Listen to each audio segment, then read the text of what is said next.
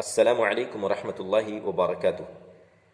الحمد للہ رب العالمین والصلاة والسلام علی سید الانبیاء والمرسلین نبینا محمد وعلى آلہ واصحابہ اجمعین اما بعد۔ عن انس رضی اللہ عنہ قال قال رسول اللہ صلی اللہ علیہ وسلم تصحروا فإن فی السحور برکہ، رواہ مسلم۔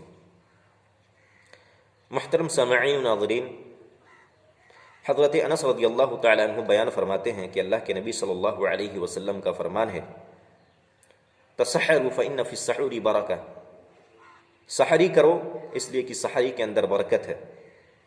اللہ کے نبی جناب محمد عربی صلی اللہ علیہ وسلم نے اس حدیث کے اندر سحری کرنے کی فضیلت بیان کی ہے، اور جو پیغام دیا ہے وہ یہ ہے کہ سحری کے اندر برکت ہے۔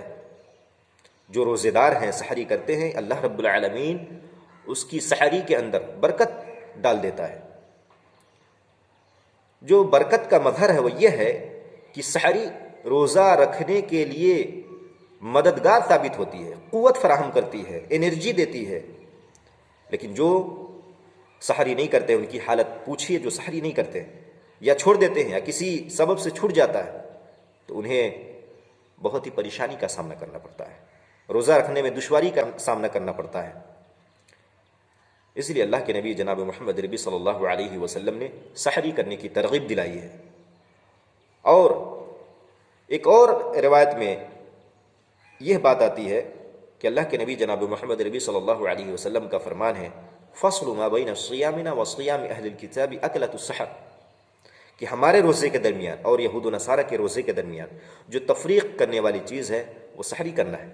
گویا کہ اس کے اندر یہود و نصارہ کی مخالفت ہے، یعنی اللہ کے نبی جناب محمد عربی صلی اللہ علیہ وسلم نے یہود و نصارہ کی مخالفت کرنے کی تلقین کی ہے، اور ہمارے لیے ضروری ہے کہ ہم اللہ کے نبی جناب محمد عربی صلی اللہ علیہ وسلم کے بتائے ہوئے طریقے کو اپنی زندگی میں نافذ کریں۔